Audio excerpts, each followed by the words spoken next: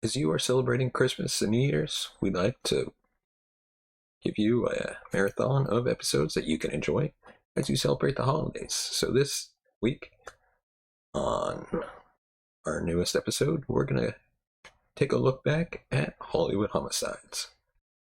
From murder to cold cases, we got it all on this past season of True Crime Never Sleeps. So sit back and enjoy, and let us know your thoughts on the cases we cover in the comment section below. El Chapo was known for being one of the most elusive criminals of all time, having evaded the Mexican authorities for decades, amassing a vast fortune through drug trafficking and violent means.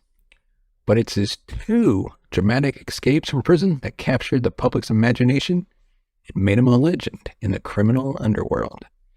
In this episode, we're going to be focusing on El Chapo's prison escapes, examining the incredible lengths he went in order to break out of prison, and exploring the aftermath of these daring acts of defiance. We'll take a deep dive into the details of his first prison escape, his second and most daring escape, and the implications of these escapes on the Mexican government, law enforcement, and the global fight against drug trafficking as a whole.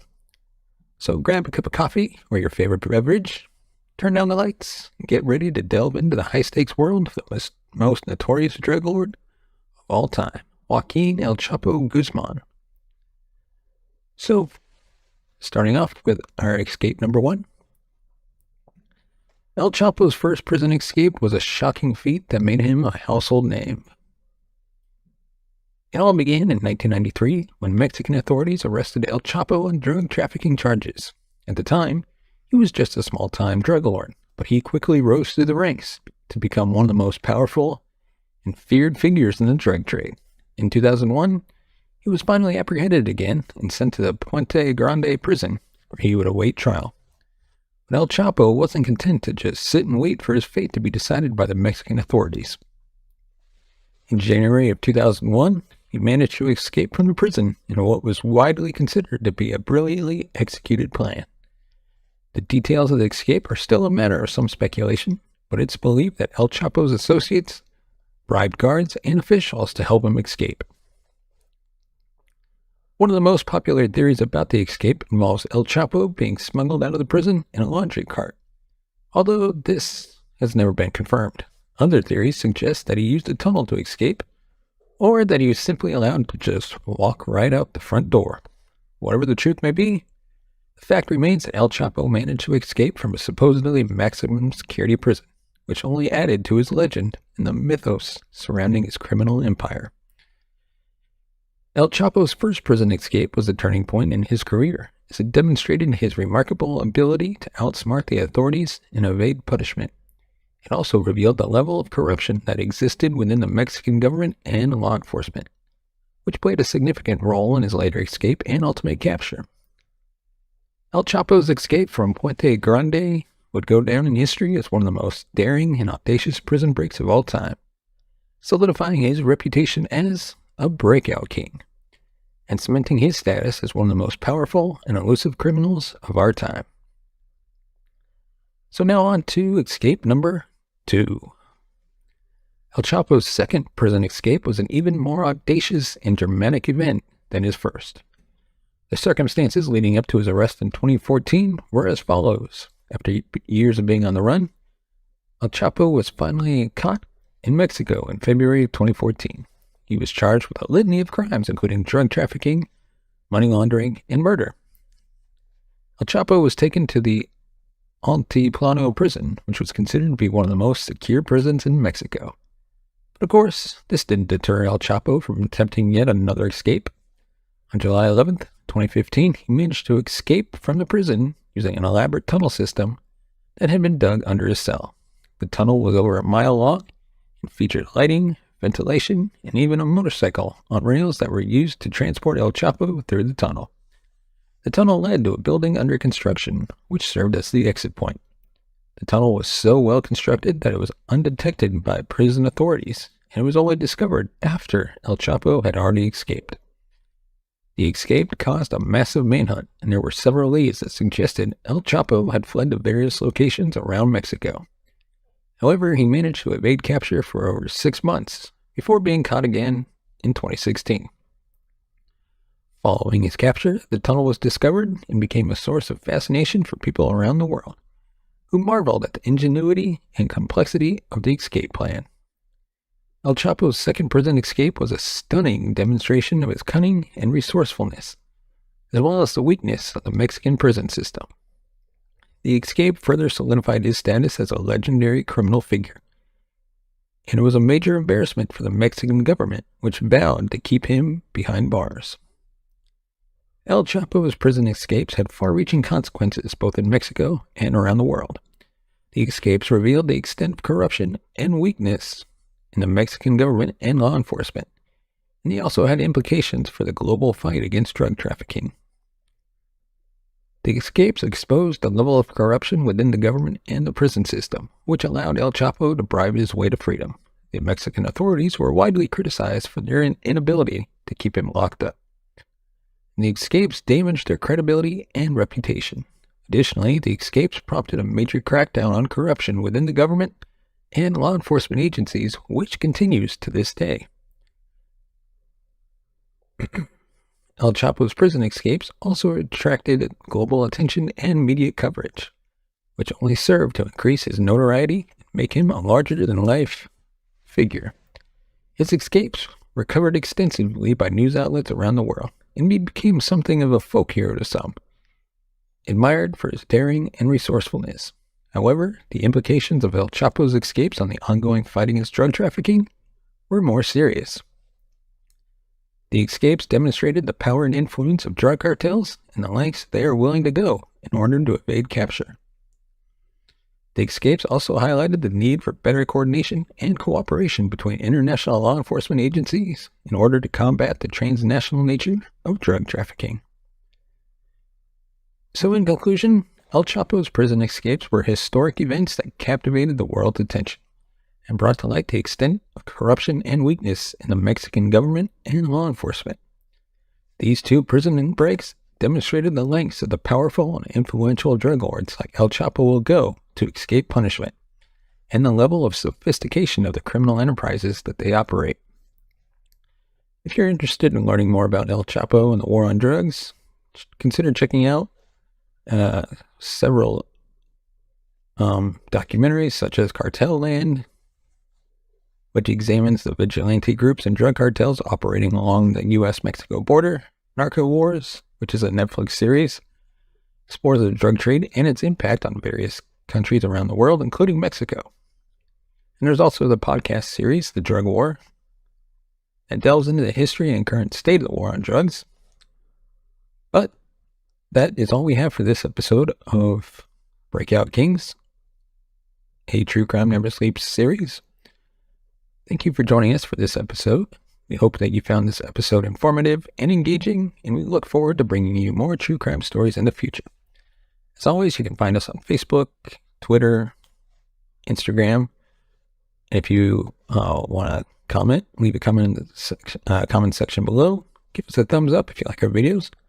Subscribe to the channel, hit that bell notification button to be notified of future videos. And don't forget to use the hashtag TCNS podcast. As always, if you want to support the channel, you can buy us a coffee at buymeacoffee.com/TCNS.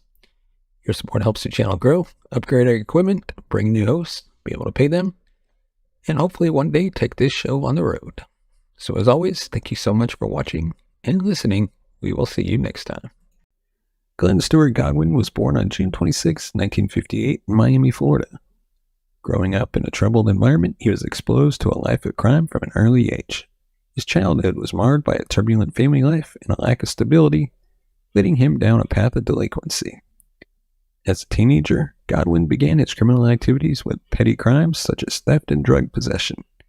He quickly developed a reputation for his cunning and resourcefulness, often evading capture and punishment. These early encounters with the law set the stage for his future as a professional criminal. In 1980, Godwin's criminal activities escalated dramatically when he was involved in a drug-related murder in Orange County, California. He was subsequently arrested and charged with first-degree murder and drug trafficking offenses. In 1982, he was convicted and sentenced to 26 years to life in prison without the possibility of parole. The conviction marked a turning point in Godwin's life as he faced the harsh reality of a lengthy prison sentence. It was within the confines of the prison walls that Godwin developed his skills, forged connections, and meticulously planned his daring escape. Godwin's incarceration led him to Folsom State Prison, a maximum security facility located in California. Folsom State Prison is known for its strict security measures and infamous inmates. It presented Godwin with an environment that both challenged and fueled his determination to escape. Life inside Folsom State Prison was characterized by its harsh conditions and rigid hierarchy among the inmates. Godwin, known for his intelligence and manipulative nature, navigated this environment with relative ease. He established connections with fellow inmates, some of whom would play crucial roles in his escapes. Within the confines of his cell, Godwin spent hours studying prison blueprints, observing routines, and identifying weaknesses in the security system. He meticulously gathered information and formulated a plan that would ultimately lead to one of the most audacious prison escapes in history. Godwin's time in Folsom State Prison also exposed him to a subculture of criminal activity that thrived behind bars. From drug trafficking to extortion, he engaged in various illicit activities, further honing his criminal skills and earning a reputation as a resourceful and dangerous inmate. As the years passed, Godwin became increasingly consumed by the desire for freedom. He sought opportunities to escape the confines of his cell and the watchful eyes of the prison guards. Finally, in 1987, he seized his chance and executed a daring escape that would catapult him into notoriety and leave authorities baffled for decades to come. Despite the challenges and hardships he faced, life inside Folsom State Prison provided Godwin with the perfect backdrop for his transformation into a master escape artist. It was within these walls that he would lay the groundwork for his audacious plan and set in motion a series of events that would forever etch his name in the annals of criminal history. We'd like to thank our sponsor, Good Ranchers. Ladies and gentlemen, I have got a game-changing recommendation for you today. It's time to elevate your culinary ventures and bring the taste of premium meats straight to your kitchen. Get ready to experience the mouth-watering goodness of Good Ranchers. Picture this: juicy, flavorful steaks that make your taste buds dance with delight, succulent chicken breasts that are melt in your mouth tender, and burgers that are so satisfying they'll have you craving more. Good Ranchers is here to deliver an extraordinary dining experience right to your doorstep. Good Ranchers is all about sourcing the highest quality meats directly from American ranchers who uphold rigorous standards of quality and ethical farming practices. They're committed to bringing you the finest cuts of meat, free from hormones and antibiotics. The best part? Convenience meets culinary experience. With Good Ranchers, you can kiss those long grocery store lines goodbye. They'll pack your selections with care in eco-friendly packaging and have them delivered straight to your door. Say hello to more time spent enjoying incredible meals and less time worrying about the hassles of shopping. Now let's talk variety. Good Ranchers offers an impressive selection of mouth-watering options to suit every palate. From tender steaks that sizzle on the grill to succulent chicken that'll have your family asking for seconds. And even a delectable array of seafood, they got it all. But don't just take my word for it. Good Ranchers has earned rave reviews from customers who've experienced the difference themselves. They've gone from settling for average to indulging in the true taste of premium hand-cut meats. It's a culinary upgrade that'll have your taste buds singing. So my food lovers, it's time to level up your meats. Head on over to truecrimeneversleeps.com/GoodRanchers. Trust me, you don't want to miss out on this opportunity to savor the goodness that Good Ranchers brings to your plate. Good Ranchers, where quality, flavor, and convenience come together to create an unforgettable dining experience. Taste the difference today and make every meal extraordinary. Once again, head on over to truecrimeneversleeps.com/GoodRanchers and check out their offerings today. Sometimes prison escapes are born out of opportunity. For Glenn Stewart Godwin, such an opportunity presented itself unexpectedly. In 1986, while incarcerated at Folsom State Prison, Godwin received devastating news that would ultimately become the catalyst for his audacious escape plan. His wife had been killed, and Godwin was informed of her death through a letter. The tragic event sparked a fire within him, fueling his determination to break free and seek revenge against those responsible. But no successful escape can be accomplished alone. Godwin understood the importance of building connections with fellow inmates who shared his desire for freedom. Through his manipulative and charismatic nature, he managed to gain the trust of several inmates who would become key players in his escape plan. One of those individuals was Ronald McIntosh, a convicted murderer who possessed an intimate knowledge of the prison's layout. He became Godwin's confidant and collaborator, sharing his expertise in prison operations and security vulnerabilities. Additionally, Godwin formed alliances with other inmates who provided essential support, such as acquiring tools, gathering information, and maintaining secrecy. These relationships were built on mutual trust and a shared desire for escape, creating a network of individuals dedicated to assisting Godwin in his quest for freedom. Crafting an escape plan of such magnitude required careful planning, ingenuity, and access to necessary resources. Godwin and his accomplices knew they had to overcome formidable obstacles, including the prison's robust security measures. To bypass these challenges, the inmates meticulously procured various tools and materials. These included makeshift weapons, cutting instruments, and even civilian clothing to disguise their identities. Godwin's resourcefulness and connections within the prison allowed him to acquire these items discreetly over an extended period of time, ensuring that their plan remained concealed from prison authorities. Timing proved to be crucial in executing a successful escape. Godwin and his accomplices meticulously studied the routines of prison staff and identified patterns that would provide them with the ideal moment to make their move. They knew that a momentary lapse in surveillance or distraction within the prison could be their golden opportunity. Patience was paramount as they awaited the perfect moment when the odds were in their favor. This required an intricate understanding of the prison's operations, the movements of staff members, and the ability to adapt their plans as unforeseen circumstances arose.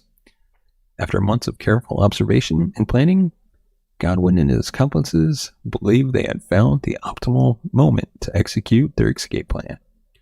The stage was set for a daring escape that would test their resolve, resourcefulness, and ability to remain undetected. Sometimes prison escapes are born out of opportunity.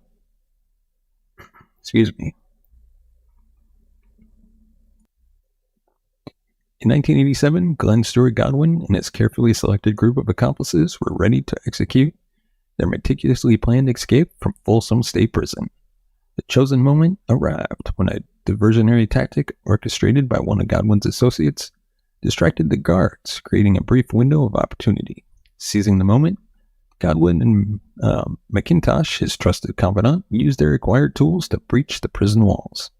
With precise cuts and strategic maneuvering, they managed to make their way through layers of barriers, including fences, walls, and razor wire. Their escape route took them through ventilation shafts and hidden passageways, expertly navigating the intricate layout of the prison. Once outside the prison walls, the pair encountered further challenges. They had to overcome the treacherous terrain surrounding the prison, including steep cliffs and dense vegetation. Despite the odds stacked against them, their determination and calculated planning allowed them to navigate these obstacles successfully. The audacious escape from Folsom State Prison triggered an immediate response from law enforcement agencies. The alarm was raised, and a massive manhunt was launched to capture the escaped inmates, with Glenn Stewart Godwin as the primary target. Authorities pursued leads and conducted extensive investigations in an effort to locate and apprehend the escapees. The manhunt spread across multiple states and involved cooperation between the local, state, and federal law enforcement agencies. The search intensified with wanted posters, rewards offered, and media attention amplifying the efforts to bring him back into custody. Despite the widespread manhunt and the intense efforts to capture him, Glenn Stewart Godwin proved to be remarkably elusive. As the days turned into weeks and months, authorities struggled to find any solid leads or traces of his whereabouts. He seemed to have vanished into thin air. As time passed, the trail grew cold, leaving investigators puzzled and frustrated. It became apparent that Godwin had expertly employed his criminal skills and connections to vanish into a new identity and evade capture.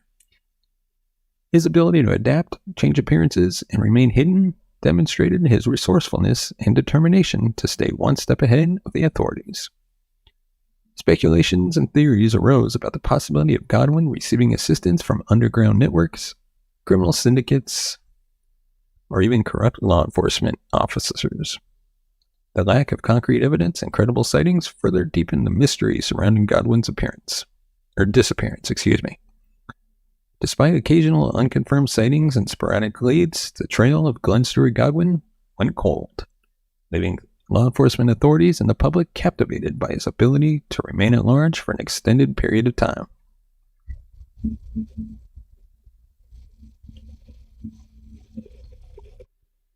Glenn Stewart Godwin's ability to evade capture extended beyond the borders of his home country, the U.S.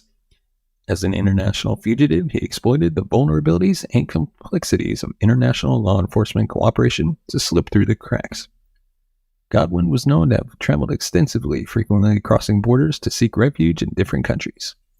Taking advantage of weak border controls and corruption within some law enforcement agencies, he managed to navigate these international boundaries undetected. His ability to forge passports and other identification documents, combined with his proficiency in adopting new identities, allowed him to cross borders without raising suspicion. Godwin strategically chose destinations where he believed he would find the greatest level of anonymity and minimal risk of extradition to the U.S. His international movements kept law enforcement agencies on high alert, but the challenge of coordinating efforts across different jurisdictions made capturing Godwin a complex task. Despite occasional leads and reported sightings, his ability to remain one step ahead thwarted the attempts to bring him back into custody. The ultimate fate of Glenn Stewart Godwin remains uncertain. As time passes, the challenge of remaining a fugitive grew more difficult. Advancements in technology, increased international cooperation, and the unwavering commitment of law enforcement agencies significantly decreased the likelihood of long-term evasion. The pursuit of Godwin will continue as long as there are leads to follow, sightings to investigate, and the resolve to bring him to justice. Recent developments suggest that the case is far from closed, and that a potential capture may still be on the horizon. Let us know your thoughts on this prison escape in the comment section below. Is there something we missed? Something we got wrong? Let us know. And as always, if you want to support the channel, you can go ahead and buy us a coffee at buymeacoffee.com/TCNS. Your support helps the channel grow, upgrade our equipment, bring in new hosts, be able to pay them, create new shows, and hopefully one day take this show on the road. As always, thank you so much for watching and listening. We will see you next time. Thank you so much for watching. Don't forget to subscribe and like our video. If you want to see even more, check out these videos. The 2015 Clinton Correctional Facility escape was a jailbreak that took place on June 6, 2015, when two inmates, Richard Matt and David Sweat, were discovered missing during a 5:17 a.m. bed check at the maximum security Clinton Correctional Facility in Dannemora, New York. Matt was serving 25 years to life, and Sweat was serving life without parole, both for murder. The two prisoners had escaped by cutting a hole in their cell walls, gaining access to the utility areas behind and above their cells. Eventually, they cut a hole in a steam pipe and used the pipe to escape from prison into the city sewer. With tools obtained from two cooperating prison employees, nearly 3 weeks after the escape, Matt was found in Malone, New York, where he was shot and killed. 2 days after that, Sweat was shot and taken into custody. The manhunt investigation were said to have cost about $23 million. So who is Richard Matt? Now let's talk about it. Richard William Matt was born and raised in Tonawanda, New York, a suburb of Buffalo, and began receiving foster care along with his brother Robert early in life. Career criminal, Matt served recurrent prison terms in the 80s and 90s for various crimes including burglary, rape, theft, and assault. Having first escaped from a group home in his early teens, Matt had a history of escaping from correctional facilities. On December 3rd, 1997, Matt and an accomplice named Lee Bates kidnapped William Rickerson, Matt's former boss, from his home in North Tonawanda in an attempt to rob him. Matt demanded to know the location of a large sum of money he believed Rickerson possessed. He and Bates drove to Ohio and back for approximately 27 hours with Rickerson in the trunk of the car, periodically stopping to open the trunk to beat and torture their victim. Matt eventually killed Rickerson by breaking his neck before dismembering his body, throwing the parts in the Niagara River, and escaping to Mexico. On February 20th, 1998, while in the border city of Matamoros, Tamaulipas, apologies for butchering the name, Matt murdered the second man, Charles Arnold Perrault, an American engineer working in a local factory. Matt tried to rob Arnold and then stabbed him to death at a bar as he was using the restroom. Matt was soon arrested and given a 23-year sentence for murder in a Mexican court. In 2007, he was extradited back to the U.S. to face trial for Rickerson's murder, where Bates testified against him, and Matt received a 25 years to life sentence for second-degree murder with no chance of parole until 2032. David Paul Sweat was raised in the Binghamton metropolitan area by his single mother, Pamela Sweat, along with his two sisters. Sweat had a troubled childhood characterized by violent tendencies. After being sent to Florida to be raised by an uncle, he stole and wrecked his aunt's car and soon went into foster care. By the time they were in their late teens, Sweat and his cousin Jeffrey Namajo Jr. were sporadically homeless.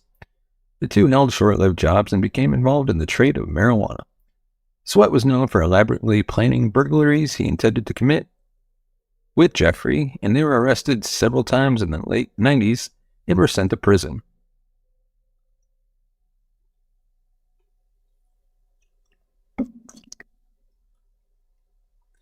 In the early mornings of July 4th, 2002, Sweat, Jeffrey, and the third accomplice, Sean Duvall, burglarized a fireworks store in Great Bend, Pennsylvania to steal firearms. Upon returning to New York, they were spotted by Kevin Tarsia, a Broome County Sheriff's deputy, while transferring the stolen firearms in a parking lot from one vehicle to another. Sweat opened fire on Tarsia, hitting him multiple times before running him over with a car. As he was still alive, Namajo shot Tarsia 2 more times in the face, killing him. The 3 men were arrested a few days later. During the trial, Sweat and Jeffrey both pled guilty to first-degree murder and received life without parole to avoid capital punishment. Duvall, who cooperated with authorities, was sentenced to 5 years in prison, plus 5 years of supervised release. Unlike Matt, Sweat had no history of escaping from prison. On June 6, 2015, Matt and Sweat were found to be unaccounted for during the 5:30 a.m. morning count, having been last seen at the 10:30 p.m. count the previous night. It was reported that an external breach was found on a street approximately 500 feet outside of the prison wall. The inmates had tunneled out of the facility. Matt and Sweat had been housed in Honor Block, a privileged housing unit that allowed them access to cooking stations, televisions, wall-mounted telephones, showers, and card tables in the cell house at specified intervals during the day. According to news reports, the escapees used tools from contractors to cut their escape tunnel during the nights and return them to their toolboxes afterwards. The escape was elaborate and has been compared to the escape made in the film The Shawshank Redemption. New York Governor Andrew Cuomo took a walking tour of the facility with publicity cameras present. Authorities found that the two had planned to be picked up by a prison employee, Joyce Mitchell.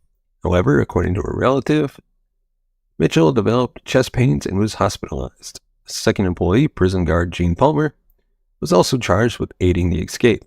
Palmer admitted to investigators that he smuggled tools into the prison and did other favors for Richard Met in exchange for paintings. A note was left behind on the pipe the two escapees had cut to escape, reading, "Have a nice day," with a stereotypical Asian smiley face wearing a triangular rice hat. Authorities searched the farms and fields around the town of Willsboro, New York, after receiving a tip that Matt and Sweat may have been spotted there on June 9th. Authorities spent the 9th and 10th retracing their steps near Dannemora after searching Willsboro, and also expanded the search to the border with Vermont, saying the two may have tried to flee to the state. Authorities in Canada, including the Royal Canadian Mounted Police and departments along the border with the U.S. and Mexico, where men had previously been convicted of murder, were also alerted. The FBI, Customs and Border Protection, ATF, state and local police, and the New York State Forest Rangers were all involved in the search, which was being led by the local police and U.S. Marshals Service working with prison officials. A $50,000 bounty was set for each inmate by Cuomo and was subsequently increased to $75,000 when the U.S. Marshals added $25,000 for each escapee. There were no reports of break-ins, robberies, or homicides, but there were 2 reported sightings. A stretch of nearby New York State Route 374 was closed until further notice on June 11th. School classes were canceled in Dannemora and Saranac. Later that day, the number of officers present in the area near the prison was increased to more than 500, more than the initial estimate, between 300 and 400. That afternoon and evening, after bloodhounds picked up a scent and authorities discovered a footprint in a wrapper, police began methodically searching until nightfall a wooded area near the nearby town of Caddyville, New York. Police, however, said this was not a lead that produced definite evidence that the escapees were still in the area. Areas of the more populous nearby city of Plattsburgh and parts of Lake Champlain had also been searched, and billboards asking for help were put up at New York City, or New York, New Jersey, Massachusetts, Vermont, Pennsylvania, and along the Canada-U.S. border. On June 12th, the 7th day of the search, there were still no confirmed sightings of the escapees. Later that day, prison worker Joyce Mitchell was arrested and charged with aiding the escapees. On June 13th, the search included helicopters, all-terrain vehicles, and search dogs. However, bad weather conditions, including rain, hampered search efforts. On June 20th, the search continued in Allegheny County in western New York, based on a sighting in the town of Friendship, New York. On June 22nd, the search shifted back to an area near the prison after a cabin near Owl's Head in Franklin County appeared to have been broken into. DNA from the inmates was found in the cabin, and investigators concluded that they had been there within the previous 24 hours. In the days after the escape, some prisoners reported having been beaten by guards in an attempt to obtain information as to the whereabouts and plans of the escaped inmates. Matt was spotted in Franklin County, New York on June 26 after he shot at the driver of a passing recreational vehicle with a 20-gauge shotgun taken from a hunting camp. In the ensuing confrontation, he was shot and killed by 3 gunshot wounds to the head by U.S. Border Patrol supervisory agent and former Army Ranger Chris Voss in the wilderness of Owl's Head south of Malone, New York, 50 miles west of Glen Correctional Facility. Sweat's location was unknown at the time of Matt's death. On June 28th, New York State Trooper Sergeant Jay Cook passed Sweat as he walked along the road. As Cook, circled back to question him, Sweat began running across a hayfield towards a tree line. Cook, a firearms instructor, gave chase, and when it became evident that Sweat might escape, fired 2 rounds from his .45 caliber Glock 37 pistol, hitting Sweat twice in his right shoulder and left arm at a range of 73 yards near Constable, New York, roughly 16 miles north of where Matt had been killed and just 1.5 miles from the Canadian-U.S. border. He was transported to the Alice Hyde Medical Center in Malone. It was later transferred to Albany Medical Center, where he was in critical condition. His condition was later upgraded to fair by July 1st. Sweat was moved on July 5th to a special housing unit in a maximum security 5 Points Correctional Facility in Romulus, New York. Sweat pleaded guilty to 2 felony counts of first-degree escape and an additional count of promoting prison contraband. He was sentenced to 3.5 to 7 years to be served consecutively with his previous life sentence. He was further ordered to pay $79,841 in restitution. In March 2022, Sweat, known for a history of hunger strikes in prison, was authorized by a judge to be force-fed, who additionally ordered Sweat to comply with the force feeding, as well as cooperate with hydration and necessary medical treatment. The state also granted permission by the judge to use physical restraints, medications, and chemical sedation if necessary. Joyce Mitchell, defended by a Clinton County public defender, pleaded guilty to promoting prison contraband and criminal facilitation. She was sentenced to 2 1/3 to 7 years in prison, fined $6,300, and ordered to pay $79,841 in restitution. Mitchell was granted parole and release from prison in February 2020. Gene Palmer pleaded guilty to promoting prison contraband, a felony, and was sentenced to 6 months in jail and fined $5,375. He served 4 months and was released for good behavior. The Inspector General's report was released in June 2016 and found that long-standing systemic failures in management and oversight by DOCCS enabled 2 convicted murderers to meticulously orchestrate their escape from a maximum security facility almost in plain sight. The report noted the failures of 20 individual correctional employees, both civilian and uniformed. Other than Palmer and Mitchell, no criminal charges were brought against any prison employee. 1 was demoted, 2 were suspended, pending arbitration, 9 returned to work after lesser penalties were applied, and the remainder retired or resigned before being punished. The report was highly critical of the lack of cooperation and misleading and lying testimony by prison employees. Let us know your thoughts on this case in the comment section below. Is there something we missed or something that we should have included in this episode? Let us know. And hey, if you like our videos, give us a thumbs up, hit that bell notification button to be notified of future videos. And if you want to support the channel, go ahead, buy us a coffee at buymeacoffee.com/TCNS. Your support helps the channel grow, upgrade the equipment, bring new hosts, be able to pay them, and hopefully one day take this show on the road. So as always, thank you so much for watching and listening. We will see you next time.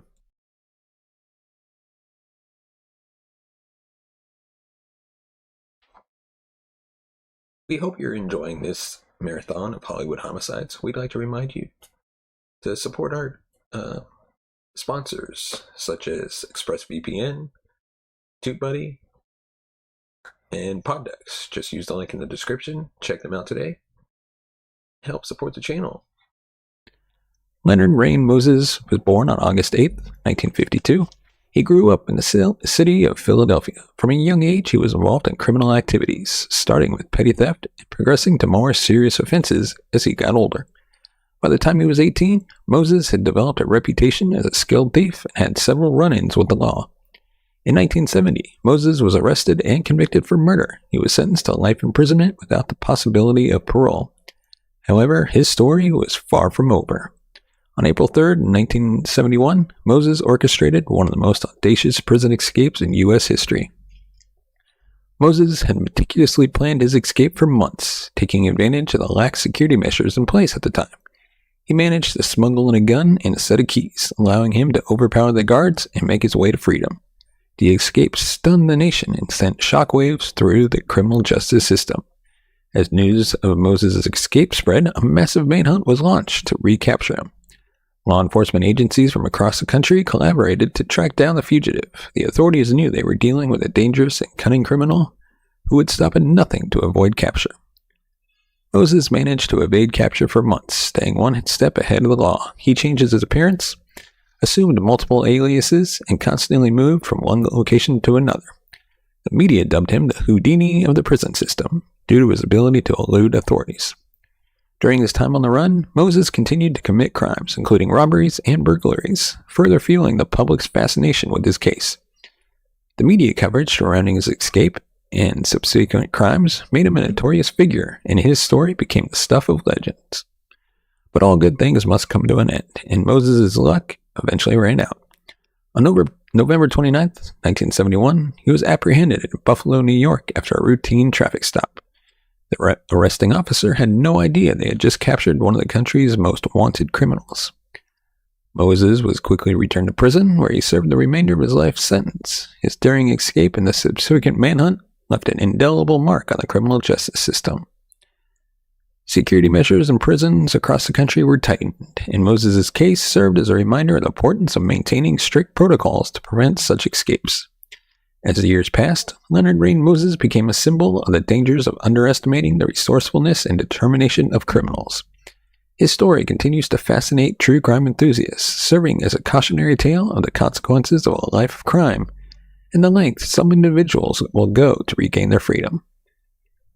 The impact of Moses' escape reached beyond the confines of the criminal justice system. It sparked debates about prison reform, questioning the effectiveness of the existing security measures, and calling for stricter regulations to prevent similar incidents in the future.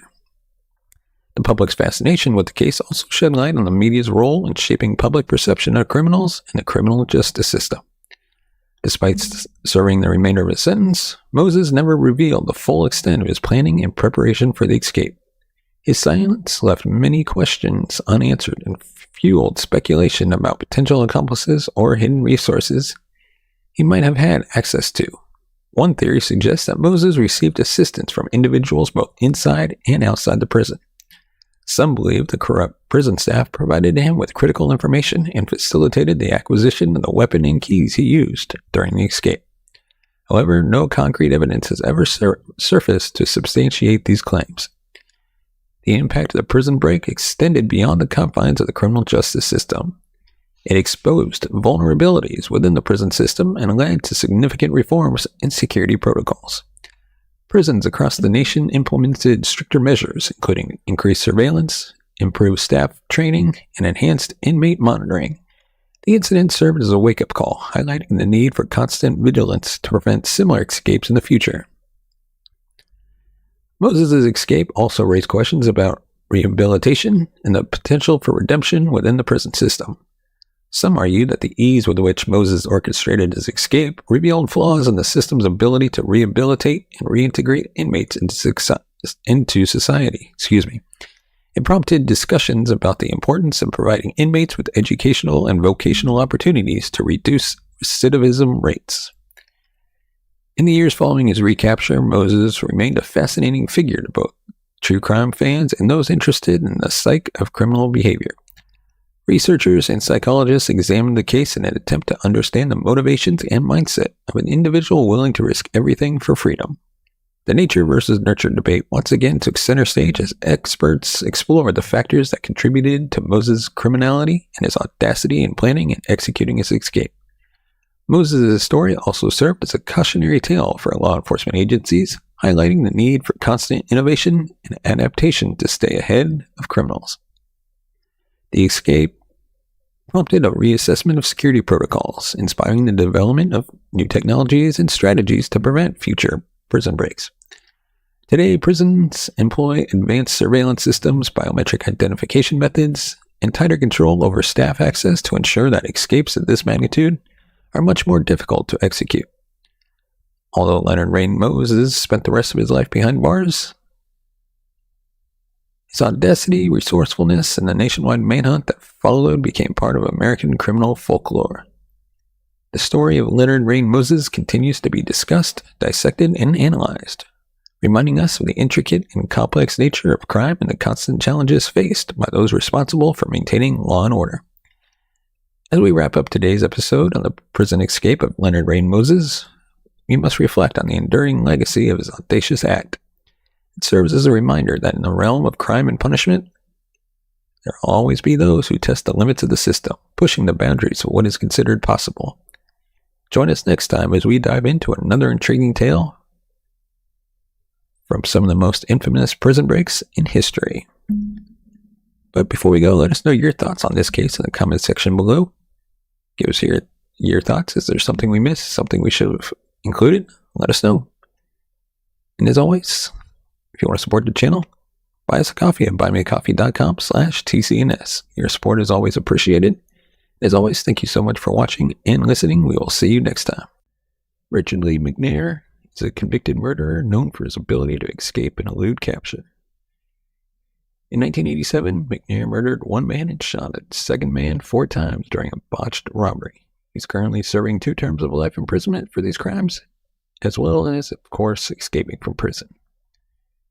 He escaped multiple times, but for this episode, we're focusing on his 2006 prison escape from the U.S. Penitentiary in Pollock, Louisiana. McNair's duties in prison included work in a manufacturing area where he would repair old, torn mailbags. He held this position for several months, throughout which McNair plotted his escape. McNair escaped by hiding himself in a specially constructed escape pod, which included a breathing tube that was buried under a pile of mailbags. The pallet was shrink-wrapped and forklift to a nearby warehouse outside of the prison fence. After prison staff delivered McNair's pallet and went for lunch, McNair cut himself out of his escape pod and walked through the unsecured area of freedom.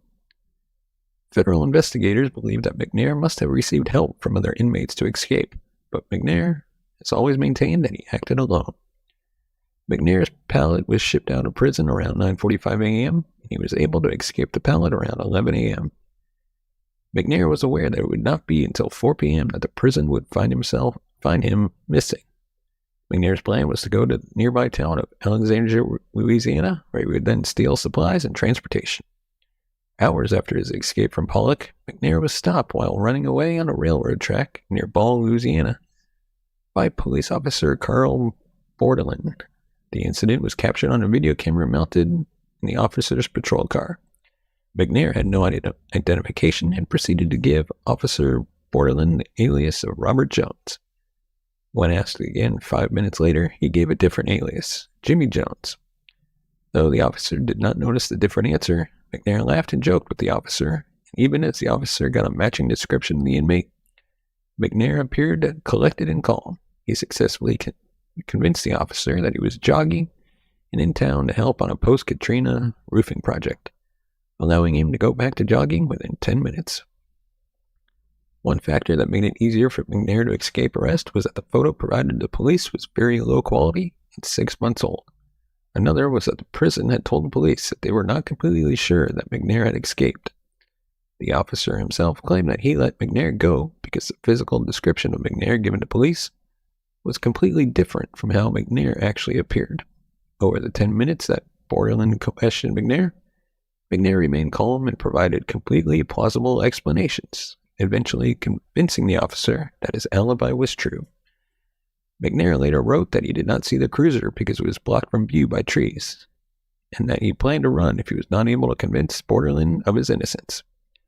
McNair later denied the suggestion that he would have assaulted the police officer if confronted, claiming that he had renounced violence after his initial arrest. McNair described his escape as a get-out-of-jail-free card, and described his feelings after the confrontation with the officer as relief, disbelief, and bewilderment. McNair agreed that he did not resemble his prison picture. Bordelin remained with the Ball Police Department for the rest of his life, eventually becoming assistant police chief before his death in 2015 at the age of 51. On April 13, 2006, U.S. Marshals added McNair to their 15 most wanted list. They noted that McNair was the first prisoner to escape from a federal prison since 1991. Later that April, about 2 weeks after his escape, McNair successfully crossed into British Columbia from Blaine, Washington. On April 28, 2006, RCMP in Penticton, British Columbia, confronted McNair while investigating a stolen car that he was driving, which was parked at a local beach. The officers asked McNair to step out of the car to be questioned, which he did, but he ran across a nearby field and outran the officers soon after being confronted. The police impounded the car but did not realize the identity of McNair until 2 days later, when one of the officers recognized him from an episode of America's Most Wanted. Subsequent investigations found a digital camera full of self-portraits, which police determined were probably for the purpose of producing a fake ID. When authorities examined the car, they found McNair's fingerprints, confirming that he was in Canada. After escaping arrest in Penticton, McNair rode a bike to Kelowna.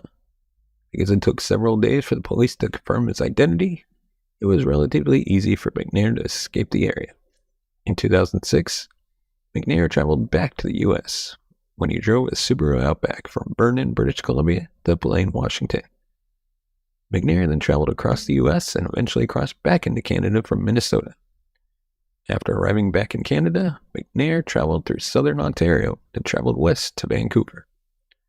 Early on, McNair developed a plan to buy land in central British Columbia around Williston Lake after seeing ads for the property. He changed his mind after visiting the area and finding that a drought and pine beetle infestation had devastated the area. The fact that there was only one road in and out of the property also made McNair uncomfortable. In 2007, McNair traveled to eastern Canada and drove through Quebec, where he enjoyed mountain biking and spent a lot of time around Lac Saint Jean. McNair nearly attempted to cross back into the U.S. again at Derby Line, Vermont, but the security on the American side convinced him that attempting to cross back would be too risky. He eventually traveled through Halifax, Nova Scotia, St. John, New Brunswick. McNair spent about 2 months in Fredericton, New Brunswick, before he was again confronted by police. On April 8, 2006, 3 days after McNair's escape, America's Most Wanted ran its first profile of McNair. The program would go on to detail McNair a total of 12 times on television and 9 times on radio. The last time McNair was featured was on November 24th, 2007, a month after his recapture. Over the period of McNair's time in Canada, Canadian viewers made over 50 reports to the RCMP, confirming that the fugitive had been seen north of the border. McNair watched America's Most Wanted intently, describing the show as a thorn. McNair confronted after his capture that whenever a new episode of America's Most Wanted aired, he would buy food and fuel his vehicle. Then, if featured, would keep it low for a couple of days. Throughout his time as a fugitive, McNair tracked his own story on the internet. After his recapture, McNair commented that the ongoing coverage of him was, for the most part, true. Louisiana Marshal Glenn Belgard attempted to capture McNair online with the help of a criminal profiler. McNair suspected that the Louisiana police had attempted to contact him by posing as a woman online, who said that, quote, she would like to hide McNair in her basement. McNair was surprised by how much the media coverage focused on him, especially the 11-page article that appeared in New Yorker. McNair owned several laptops while living as a fugitive. After having his laptop seized in Penticton, he began to store most of his information on USB sticks. With the help of a scanner, digital camera, Photoshop, and a pet ID website, McNair was able to produce a passable fake Alaska driver's license. He learned how to rig his video camera to his laptop so that he could cut his own hair. One of McNair's laptops was dedicated solely to monitoring a Louisiana-based website, which closely followed all media coverage of McNair. In order to support himself, McNair stole vehicles and cash from car dealerships. Because he had once worked as a car salesman himself, Mc knew where to find cash and keys at such dealerships and how to avoid security. McNair stole only new vehicles since they had window stickers indicating whether a vehicle was equipped with a GPS-style tracking system. If it was, he wouldn't touch it. McNair avoided driving conspicuous-looking vehicles, preferring white vehicles that, quote, everybody has. He once considered stealing a 3/4-ton truck camper, but one of the supposed sightings of McNair was in North Dakota in a truck with a camper. So he eventually settled on a van instead. In one incident, while McNair was staying in a motel in British Columbia, he left to buy something and returned to find the motel surrounded by a police SWAT team. McNair began to flee in his car, but later found on a local AM radio station that the police were responding to a hostage situation at the motel. McNair then returned to the scene and filmed the standoff with a Sony HD video camera, which he recently purchased. The episode lasted for another 20 minutes. On October 24th, 2007, near Nash Creek, New Brunswick, off-duty RCMP Constable Dan Millinson spotted an expensive-looking white cube van with, quote, crappy-looking tinted rear windows and an Ontario license plate. Suspecting that the van was stolen and or being used to smuggle alcohol or cigarettes, the constable noted the plate number and that the van was headed to Campbellton, a nearby city. Millinson did not attempt to apprehend McNair, but his report alerted other RCMP in Campbellton of the presence of McNair's vehicle. McNair had, in fact, tinted the windows himself in a London, Ontario park. The next day, Constable Stefan Gagnon, a 6-week rookie, spotted McNair's van by chance in downtown Campbellton and pursued it. Following a low-speed car chase and a subsequent foot chase, McNair was successfully arrested by Gagnon with the help of his field coach, Constable Nelson Levesque.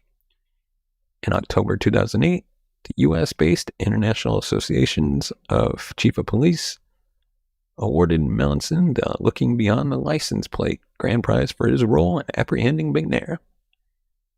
McNair himself described his capture as simply the product of bad luck. As he put it, it was just one of those days.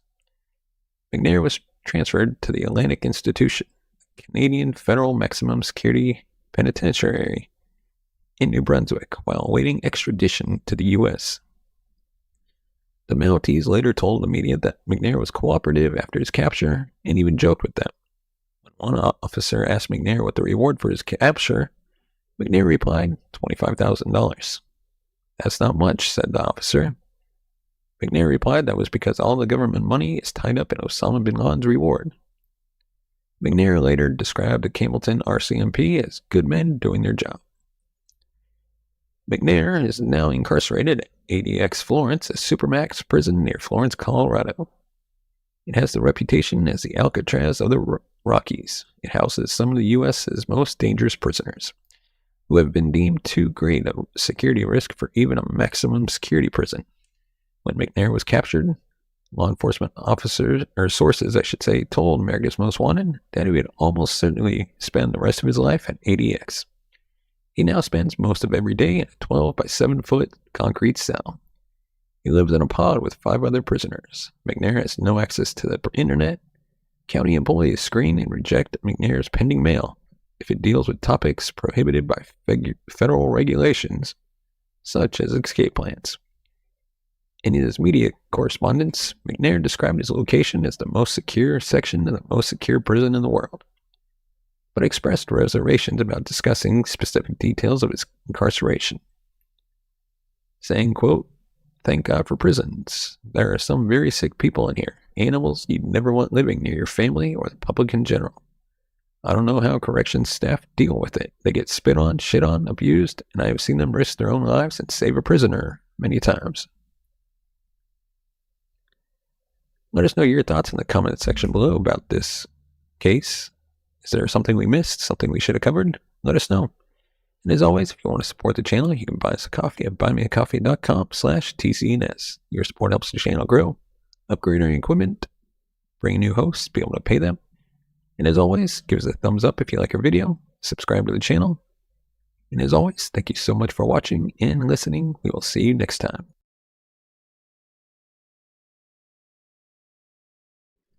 The Texas Seven were a group of prisoners who escaped from the John B. Connolly unit near Kennedy, Texas on December 13, 2000. 6 of the 7 were apprehended over a month later between January 21st to the 23rd, 2001, as a direct result of the television show America's Most Wanted. The 7th committed suicide before he could be arrested.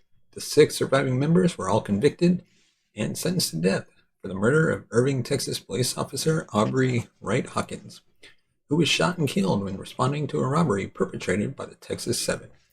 4 of the 6 have since been executed. So let's dive into the escape, shall we? On December 13th, 2000, the 7 carried out an elaborate scheme and escape from the John B. Connolly unit, a maximum security state prison near the South Texas city of Kennedy. At the time of the breakout, the reported ringleader of the Texas Seven, 30-year-old George Rivas, was serving 18 consecutive 15-to-life sentences. Michael Anthony Rodriguez, 38, was serving a 99-to-life term for contracting the murder of his wife, Rolando Ruiz Jr., who was sentenced to death and subsequently executed in March 2017 for his involvement in the killing, while Larry James Harper, 37, Joseph Garcia, 29, and Patrick Henry Murphy Jr., 39, were all serving 50-year sentences. Donald Keith Newberry, 38, the member with the longest rap sheet in the group, was serving a 99-year sentence. Randy Halpern, 23, was serving a 30-year sentence for injury to a child and was the youngest member. Using several well-planned ploys, the 7 convicts overpowered and restrained 9 civilian maintenance supervisors, including their boss, 4 correctional officers, and 3 uninvolved inmates at approximately 11:20. The escape occurred during lunch and at count time, the slowest period of the prison day, when there was less surveillance of certain locations, such as the maintenance area. Most of these plans involved one of the offenders calling someone over, while another hit the unsuspecting person on the head from behind. Once each victim was knocked unconscious, the offenders removed some of his clothing, tied him up, gagged him, and placed him in an electrical room behind a locked door full of electronics, including warning alarms. The attackers stole clothing, credit cards, and identification from their victims.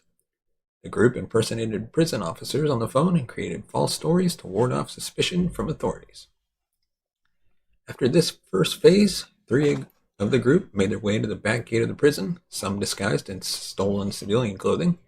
They pretended to be there to install video monitors. One guard at the gatehouse was subdued, and the trio raided the guard tower and stole numerous weapons. Meanwhile, the 4 offenders who stayed behind called the prison tower guards to distract them. They then stole a prison maintenance pickup truck, which they drove to the back gate of the prison, picked up their cohorts, and drove away from the prison. Michael Rodriguez's father had provided the men a getaway car. For this act, he was convicted of a crime himself. A Crime Library article about the 7 compared the breakout to the June 1962 Alcatraz escape that occurred decades earlier. The white prison truck was found in the Walmart parking lot in Kennedy, Texas. The Texas 7 first entered San Antonio right after breaking out of the complex. Realizing that they were running out of funds, they robbed a Radio Shack in Pearland, Texas, in Greater Houston the following day. On December 19th, 4 of the members checked into an Econo Lodge motel in Farmers Branch, Texas, in the Dallas-Fort Worth area under assumed names. They decided to rob an Oshman Sporting Goods in nearby Irving. On December 24th, 2000, they entered the store, bound and gagged all the staff, and stole at least 40 guns and sets of ammunition, including $70,000 from the store's safe. An ex-employee in her car outside the store noticed the commotion and called the police. Irving police officer Aubrey Hawkins responded to the call, and upon arriving at the scene, was almost immediately ambushed, being shot 11 times and run over by the escaped convicts as they fled the scene. Hawkins died at Parkland Memorial Hospital in Dallas shortly after his arrival. Hawkins had been an officer with the Irving Police Department since October 4th, 1995, and was married and had a son. After Hawkins' murder, a $100,000 reward was offered to whoever could snare the group of criminals. The reward climbed to $500,000 before the 6 surviving members of the group were eventually apprehended. Following an episode of the television show America's Most Wanted that first aired on January 20th, 2001, multiple people phoned in possible sightings of the suspects at the Coachlight Motel and RV Park in Woodland Park, Colorado. They had apparently tried to pass themselves off as missionaries playing loud Christian music within earshot of their neighbors. The El Paso County Sheriff's Office, Colorado, and Teller County Deputies SWAT team found Garcia, Rodriguez, and Rivas in a Jeep Cherokee in the RV park, before following them to a nearby gas station where they were quickly arrested, and later found Halpern and Harper in an RV. Halpern surrendered peacefully, but Harper was found dead after a standoff, having shot himself in the chest with a pistol. The surviving 4 were taken into federal custody. On January 23, 2001, the FBI received information that the remaining 2 escapees, Newberry and Murphy, were hiding in a Holiday Inn in Colorado Springs, Colorado. A deal was brokered with the 2, allowing them to make live TV appearances before they were arrested. Media was tipped off when a guest asked chief photographer Mike Petcash and reporter Jeanette Hinz why he couldn't get to the hotel. The pair drove to the hotel, finding it flooded with law enforcement. In the early hours of January 24th, a local KKTV TV anchorman was taken into the hotel where he interviewed the 2 by telephone while on camera. Newberry and Murphy harshly denounced the criminal justice system in Texas, saying, quote, "The system is as corrupt as we are." In 2008, authorities indicted Patsy Gomez and Raul Rodriguez, the parents of Michael Rodriguez, for conspiring to help the Texas Seven. George Rivas, the ringleader, was the first to be brought to trial. He was convicted and sentenced to death. Subsequently, the other 5 were brought to trial, convicted, and sentenced to death. Rodriguez announced that he wished to forgo further appeals beyond the mandatory death penalty appeal in the Texas Court of Criminal Appeals. A court-ordered psychiatric evaluation in 2007 concluded that he was mentally competent to decide to forego further appeals. 20 months later, he became the first of the 6 surviving members to be executed on August 14, 2008.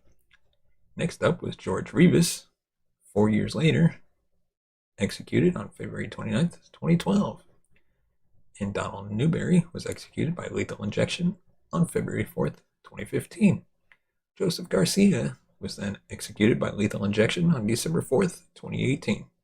The remaining 2 members are incarcerated on death row at the Polunsky Unit of the Texas Department of Criminal Justice, located in West Livingston.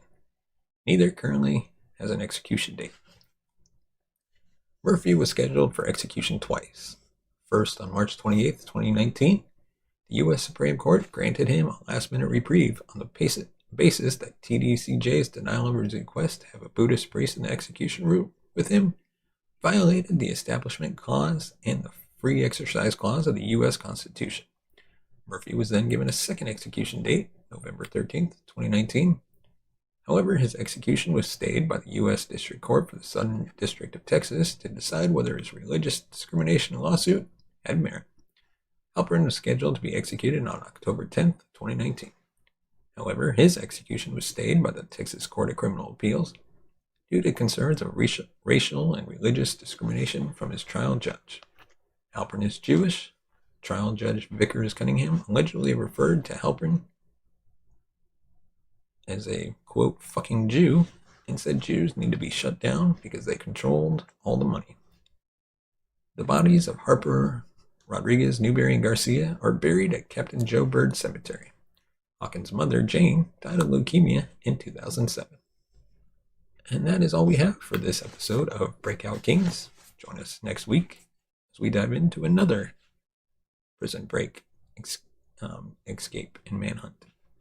Let us know your thoughts on this topic in the comments section below. As always, give it a thumbs up if you like our videos, subscribe to the channel, hit that bell notification button to be notified of future videos, and if you want to support the channel, you can buy us a coffee at buymeacoffee.com/TCNS. As always, thank you so much for watching and listening. We will see you next time. On April 23rd, 2021, convicted murderer Casey White stunned the world by successfully escaping from a maximum security Redwood State Penitentiary. Despite a massive manhunt and global media coverage, White managed to evade capture for several weeks. But how did this seemingly impossible feat occur? And what was it that ultimately led to White's recapture? Before we dive into the escape itself, we got to take a look at the man behind the breakout. Casey White is a 38-year-old computer engineer and was convicted in the 2019 murder of his business partner, James Thurman. The prosecution presented strong evidence that White had orchestrated the murder to gain control of their company, NetSec Technologies, was specialized in cybersecurity. During his trial, White gained notoriety for his brazen competence and apparent lack of remorse. Following his conviction, he was sentenced to life without parole at Redwood State Penitentiary, a maximum security prison known for housing some of the most dangerous criminals in the country. Now let's discuss the events leading up to the escape. It's worth noting that White had been at Redwood for just over a year when he hatched his plan. Authorities later discovered that White had spent months studying the prison's layout, security protocols, and staff schedules. He even managed to forge alliances with several inmates and even a few corrupt guards, who would ultimately prove essential to his plan. The escape itself began on April 23rd at approximately 1:30 a.m. White started by disabling the security cameras in his cell block with a makeshift electromagnetic device. He then used a makeshift key to unlock his cell door, which he had secretly crafted from a toothbrush and a piece of wire. As White moved through the prison, he was aided by several accomplices, including 2 inmates and a guard. They created distractions to draw attention away from White's movements. and even managed to shut down parts of the prison's electrical system. The final piece of the puzzle was escaping the prison grounds. To do this, White scaled the outer walls using a makeshift grappling hook and a rope, which he had secretly assembled from various materials found throughout the prison. Once outside, White had arranged for a getaway vehicle to be waiting for him. This vehicle, a stolen black van with fake license plates, had been planted by an outside accomplice. White made his escape just as the alarms began to sound. For weeks, authorities launched an extensive manhunt in an attempt to recapture White. But it seems as though White had vanished into thin air. It wasn't until a tip came in from an unlikely source that the tide began to turn. A former inmate who had been released just days before the escape contacted authorities after recognizing White in a small town nearly 500 miles away from the prison. This information, combined with additional leads and tireless police work, ultimately led to White's recapture on May 18th, 2021. In a dramatic standoff, a joint task force of local and federal agents surrounded the remote cabin where White had been hiding. After a tense negotiation, White was taken into custody without incident and transported back to Redwood State Penitentiary. This time, however, the prison took extra precautions to ensure that another escape would not be possible. The aftermath of the Casey White prison escape had far-reaching consequences. Several individuals, including the inmates and guards who had assisted in the escape, faced additional criminal charges. The event also prompted a thorough review of security protocols at Redwood and other maximum security prisons across the country. As for Casey White, well, he became something of a legend among inmates and the general public alike.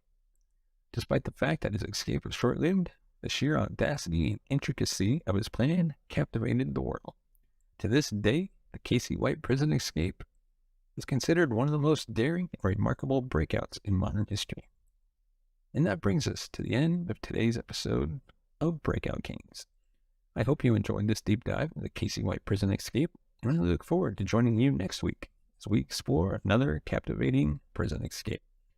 Don't forget to subscribe and leave us a review on your favorite podcast platform, including Good Pods, Spotify, wherever you get your podcasts from. And if you want to support the channel, you can buy us a coffee at buymeacoffee.com/TCNS. Your support helps the channel grow, upgrade our equipment, and hopefully take this show on the road. And as always, you can find us on Facebook and Twitter. Just search True Crime Never Sleeps. As always, thank you so much for watching and listening. We will see you next time.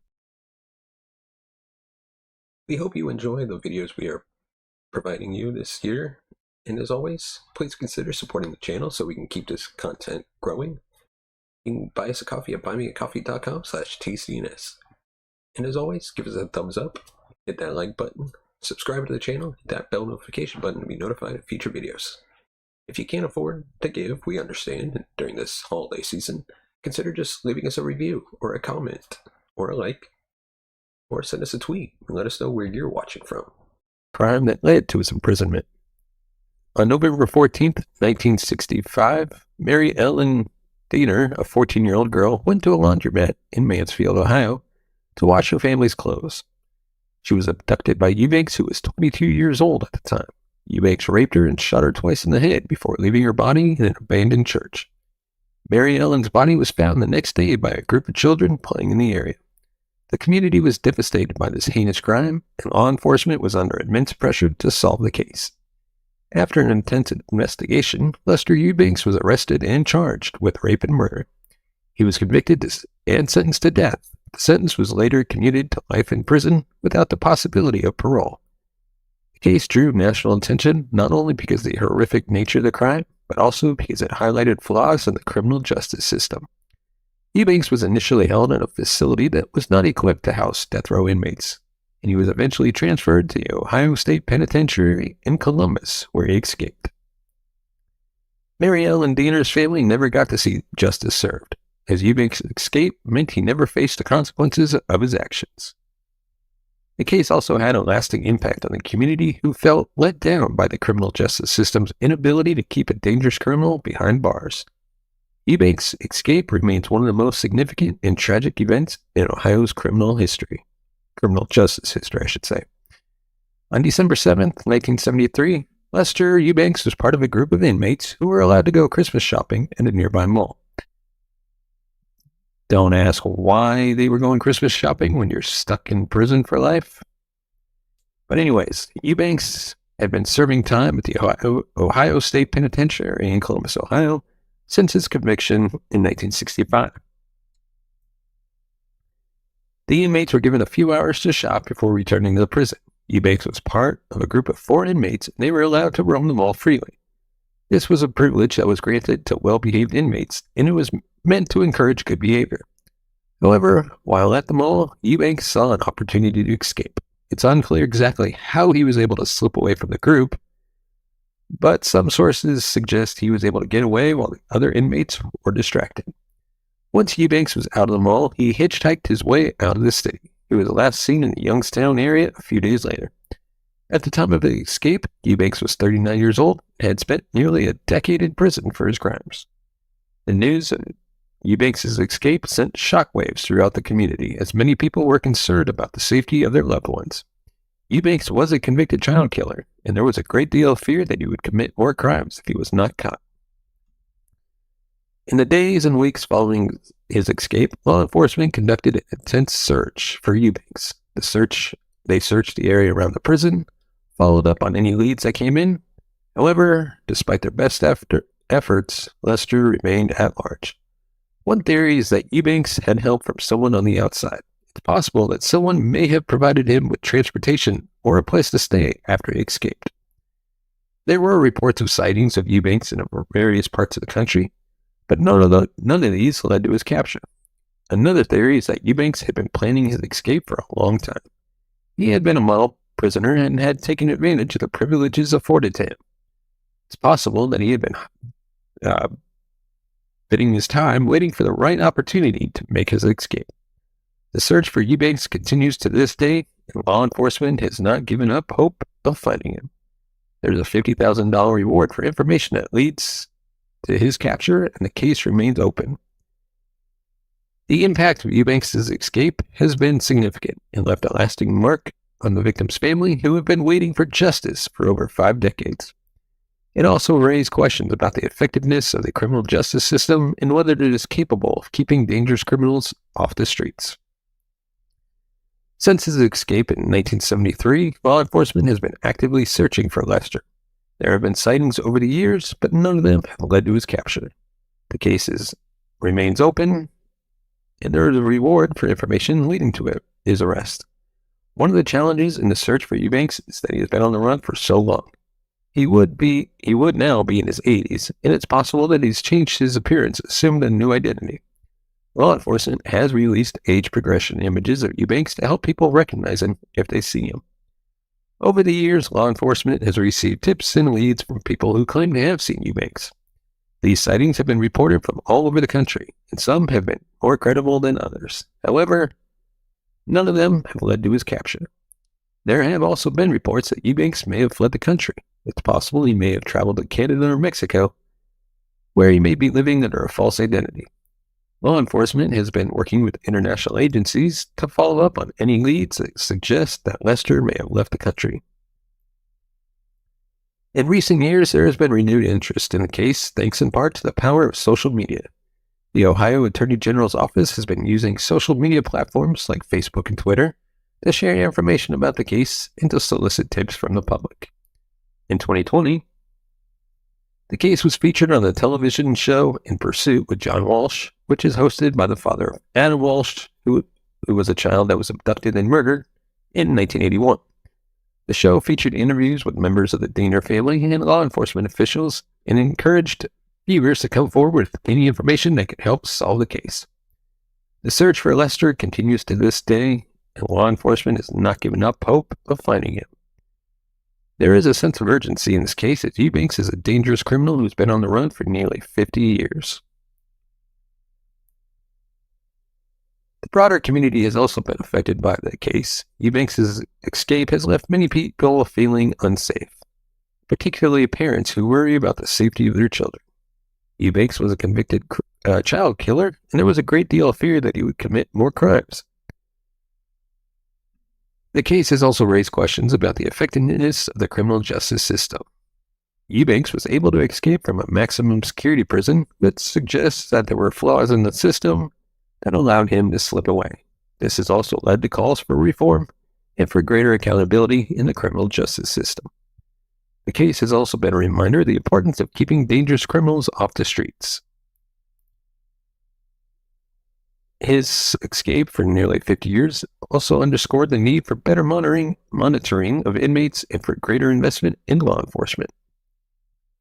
The case has received national attention and has become a symbol of the challenges that law enforcement faces in keeping dangerous criminals behind bars. It also served as a reminder of the need for justice, even in cases where the perpetrator has been at large for decades. As we come to the end of our episode, we hope that this story has shed some light on the story of Lester Eubanks' prison escape. It's been almost 50 years since he escaped, and yet he's still out there living free. The case remains open, and there are people who are working day and night to bring Eubanks to justice. We can only hope that someday justice will be served and the Dieter family can find some measure of closure. Let us know your thoughts in the comments section below. Where do you think Lester Eubanks is currently? And do you have any thoughts on this case that we missed or should have covered? Let us know. As always, if you want to support the channel and help make this show even better, buy us a coffee at buymeacoffee.com/TCNS. Your support will help the channel grow, upgrade our equipment, bring new hosts, be able to pay them, create even more shows, better content, and hopefully one day take this show on the road. We'd love to be able to actually live stream from true crime locations across the country, whether it's location of Black Dahlia's murder in Los Angeles, true crime locations on the East Coast, and of course, down here in Dallas, Texas, we can cover Kennedy's assassination. And we can make that happen with your support, whether it's $1, $5, $10, however much you want to give. As always, thank you so much for your support and for listening and watching. We will see you next time. Curry County Adult Detention Center, which we'll refer to in the future as CCADC, is located in Clovis, New Mexico, and serves as the primary correctional facility for the region. Established in the early 90s, the detention center has a capacity of approximately 208 inmates and houses both male and female detainees. Over the years, the facility has been responsible for the incarceration of individuals accused or convicted of a wide range of offenses, from minor misdemeanors to serious felonies. However, the detention center has had its fair share of challenges and controversies, some of which contributed to the infamous 2008 jail escape. Leading up to the escape, the facility faced mounting criticism for its lax security measures and inadequate staffing levels. Many observers and experts claim that the detention center was operating below acceptable standards for a facility of its size and function. Among the most pressing issues at the detention center was the inadequate surveillance system in place. The detention center relied on an outdated security system that failed to cover critical areas, making it easier for inmates to exploit blind spots. Additionally, the facility suffered from a lack of proper maintenance, with reports of crumbling infrastructure and malfunctioning locks on cell doors. These factors, combined with a limited number of staff members, created an environment ripe for potentially security breaches. Furthermore, the facility had a history of incidents that called into question its ability to manage and supervise inmate population effectively. Prior to the 2008 escape, the CCADC had experienced other minor escapes and altercations between inmates, which led to growing concerns about the detention center's management. The lack of proper training for staff, along with insufficient communication protocols, only served to exacerbate the situation. On August 24, 2008, 8 inmates made headlines when they managed to escape from the Curry County Adult Detention Center in Clovis, New Mexico. The daring escape involved a carefully orchestrated plan that exploited the facility's security vulnerabilities. The escapees, apologies if I butcher their names, Larry McClendon, Michael England, Luis Chavez, Edward Salas, Reynaldo Enriquez, Victor Potica, and Javier Zapata, and Victor Sotelo. Each of these individuals had a criminal history that motivated their desperate bid for freedom. Larry, the first escapee, was a 19-year-old who had been charged with murder, attempted murder, and armed robbery. He was accused of being involved in a deadly shooting and had been held at the detention center since January 2008. Given the severity of his charges, it is unsurprising that McClendon sought any opportunity to escape the confines of the detention center.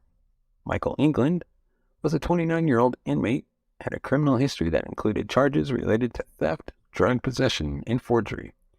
His motivation for participating in the escape can be attributed to his desire to avoid serving a lengthy sentence for his crimes.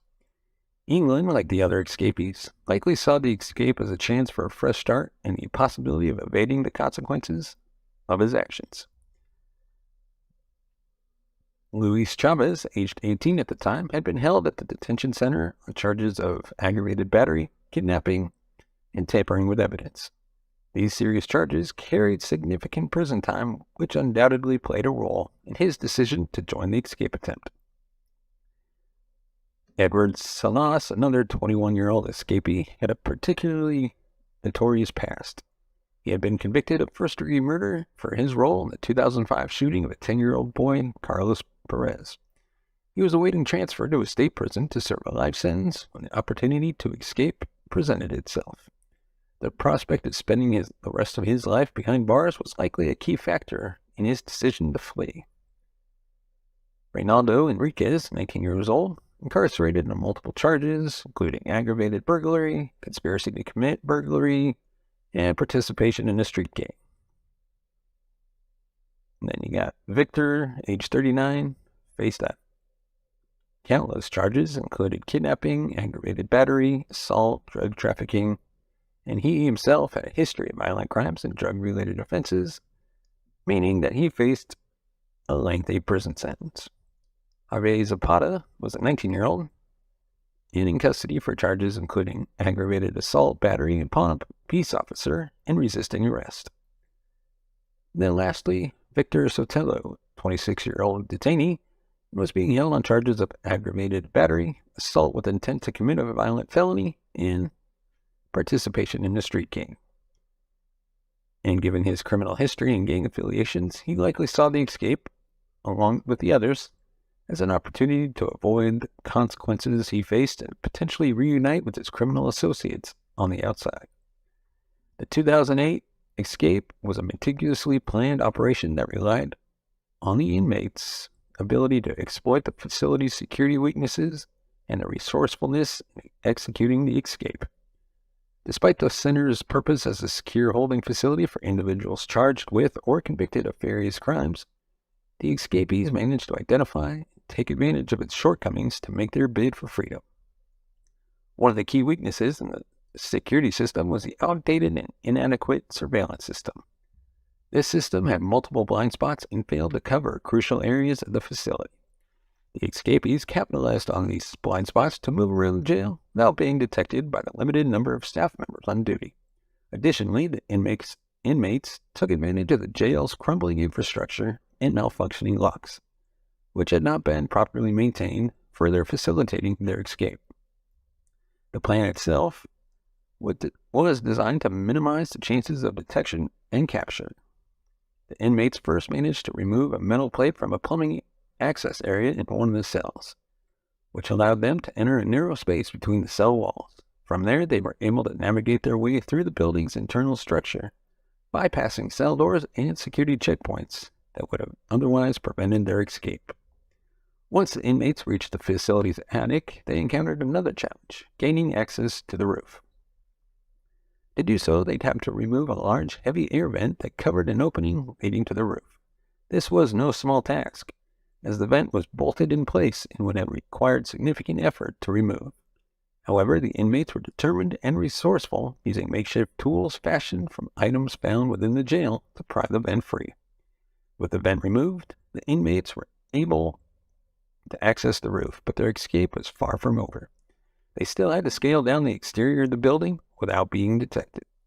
To accomplish this, they demonstrated their resourcefulness once again by creating makeshift ropes from bed sheets and other materials they had acquired within the jail. These ropes allowed the inmates to rappel down the side of the building despite the considerable risk of injury or capture.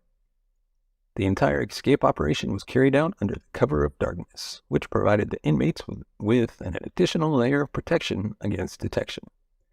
By the time jail staff realized that the 8 men were missing, they had already made their way off the facility's grounds and disappeared into the surrounding area. The discovery of the 2008 escape sent shockwaves throughout the local community and law enforcement agencies. It quickly became apparent that a massive manhunt would be required to locate and apprehend the 8 escapees, who were considered dangerous due to their criminal histories. The search for these fugitives would involve a multi-agency effort that spanned several months. The escape was discovered during a routine head count in the early hours of August 24, 2008. Jail staff noticed the absence of the 8 inmates and immediately raised the alarm, alerting local law enforcement to the situation. Within hours, the search for the escapees was underway, with officers from the Clovis Police Department and Curry County Sheriff's Office combing the area surrounding the detention center.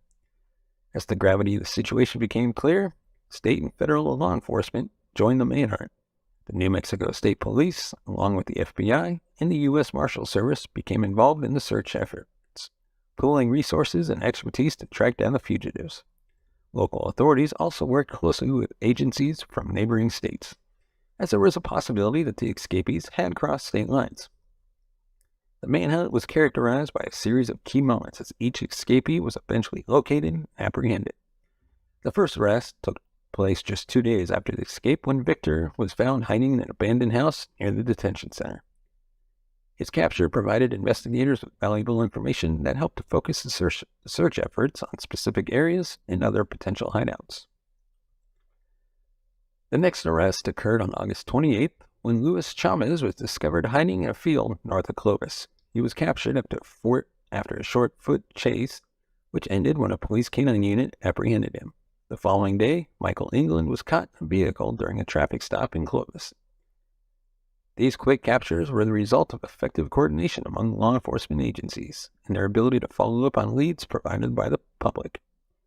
The manhunt continued for several weeks, with investigators following leads and conducting numerous searches in an attempt to locate the remaining fugitives. On September 8th, Reynaldo Enriquez and Javier Zapata were arrested in Lubbock, Texas, after being spotted in a stolen vehicle. This arrest underscored the importance of cross-state cooperation, as Texas authorities played a crucial role in apprehending the fugitives. In the following months, the remaining escapees were captured one by one. Larry was arrested in Amarillo, Texas on October 15th. Victor was apprehended in Albuquerque on October 30th. The final escapee, Edward, managed to evade capture for several years before being arrested in Mexico in October 2012. His arrest marked the end of the manhunt and the successful recapture of all 8 escapees.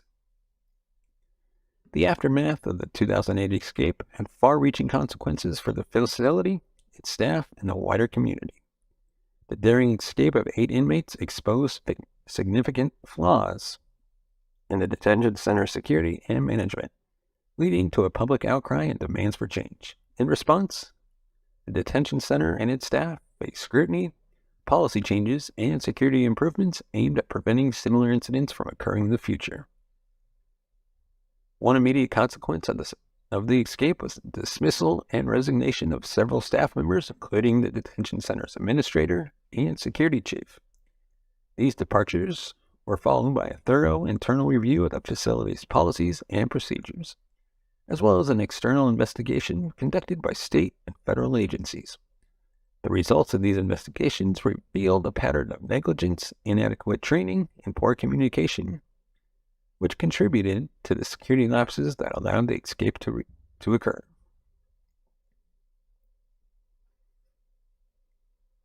As for the escapees, their recapture marked the beginning of a new chapter in their lives. Each of them faced additional charges related to the escape, including escape from custody, conspiracy, and destruction of property. These charges carried the potential for additional prison time, which would be added to the sentences they were already serving for their original crimes. Some of the escapees also faced trials and convictions in other jurisdictions, further extending their time in custody. And that is all we have on the Clovis, New Mexico prison escape. Let us know your thoughts in the comment section below. As always, give us a thumbs up if you like our video, subscribe to the channel for even more content, and you can find us on Facebook, Twitter, and if you want to support the channel, go ahead and buy us a coffee at buymeacoffee.com/TCNS. Your support helps the channel grow. You can upgrade our equipment, bring in new hosts, and be able to pay them. Our goal is to reach, I'm going to say $500 by the end of the year, and your support can help make that happen. As always, thank you so much for watching and listening. We will see you next time.